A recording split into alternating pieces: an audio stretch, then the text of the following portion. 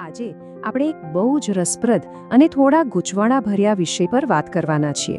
એક એવો વિરોધાભાસ જે આપણા બધાના જીવનને સ્પર્શે છે. એવું કેમ છે કે આપણી દુનિયા જેટલી આગળ વધી રહી છે, શું આપણે એટલા જ ખુશ થઈ રહ્યા છીએ? ચાલો આને જરા ઊંડાણથી સમજીએ.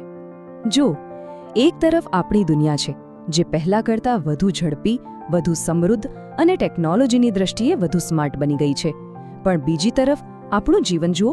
શું આપણે વધુ તણાવમાં નથી જીવી રહ્યા? શું આપણને ક્યારેક એકલતા નથી લાગતી? શું આપણને કાયમ અસંતોષ નથી રહેતો? આ બે બાબતો એકસાથે કેવી રીતે શક્ય છે? તો આ જ છે આજનો આપણો મુખ્ય સવાલ કે ભાઈ, આટલી બધી ભૌતિક પ્રગતિ, આટલી બધી સુવિધાઓ, આ બધું હોવા છતાં એ આંતરિક શાંતિ અને સાચું સુખ કેમ દૂર ભાગી રહ્યું છે? ચલો આ કોયડો ઉકેલવાનો પ્રયત્ન કરીએ. આ અસંતોષ તો આપણને લગભગ બધે જ જોવા મળે છે, ખરું ને? જે નોકરી કરે છે એને એમ થાય કે મારે મારો પોતાનો બિઝનેસ શરૂ કરવો છે, અને જે બિઝનેસ કરે છે એને નોકરીની એ નિરાંત અને સરળતા યાદ આવે છે. આપણે આપણા દેખાવથી માંડીને આપણી સ્થિતિ સુધી ક્યાંય પણ પૂરેપૂરા ખુશ નથી. વસ્તુઓ વધી રહી છે પણ સંતોષ ઘટી રહ્યો છે. તો આ તો થઈ અસંતોષની વાત. પણ ચાલો હવે એ જોઈએ કે આ પ્રગતિની આપણા સંબંધો પર શું અસર થઈ રહી છે. શું એવું બની રહ્યું છે કે વસ્તુઓ વધારવાની લહાઈમાં આપણે માણસોને, આપણા સંબંધોને પાછળ છોડી રહ્યા છીએ? આ વાક્ય પર જરા ધ્યાન આપજો. કેટલું સાચું અને ચોટદાર છે. આપણે વધુ ભણી રહ્યા છીએ, વધુ કમાઈ રહ્યા છીએ, બધી વાત સાચી, પણ એ જ સમયે ઘરમાં, પરિવારમાં એકબીજા સાથેની વાતચીત ઓછી થઈ રહી છે. આનાથી મોટી ચિંતાની વાત કઈ હોઈ શકે? આ વાત એકદમ સ્પષ્ટ છે.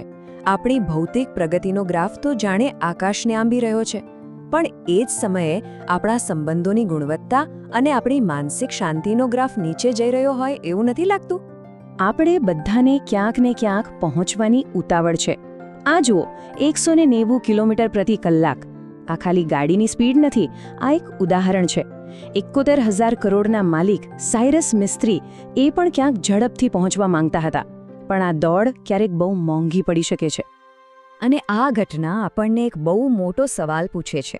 આપણને બધાને ખબર છે કે ઝડપથી ક્યાંય કેવી રીતે પહોંચવું, બેસ્ટ ગાડી, બેસ્ટ ફ્લાઇટ, બધું જ છે, પણ શું આપણને એ ખબર છે કે આપણે ખરેખર જઈ ક્યાં રહ્યા છે?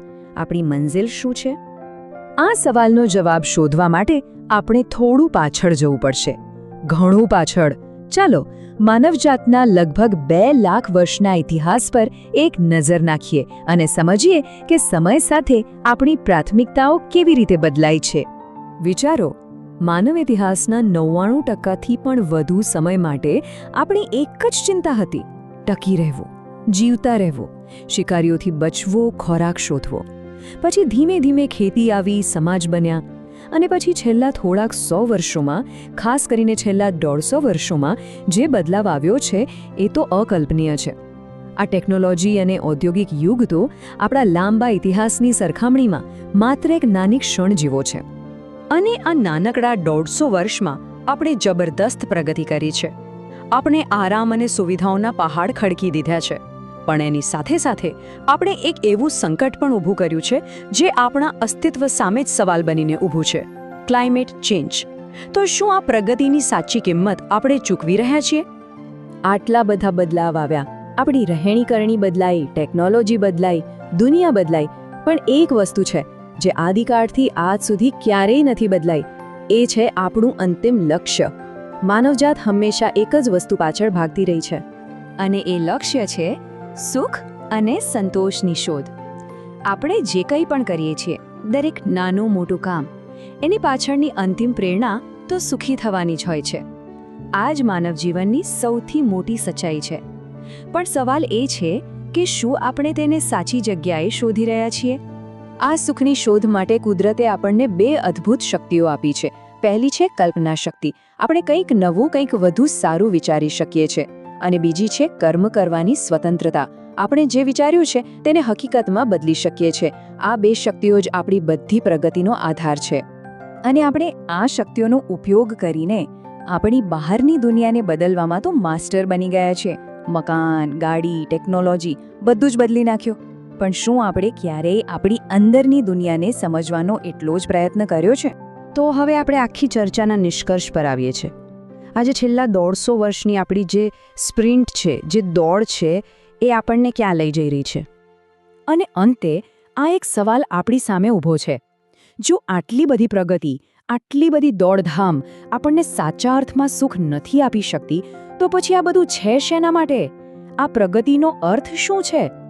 આ એક એવો પ્રશ્ન છે જેનો જવાબ આપણે બધાએ પોતાની અંદર શોધવાનો છે.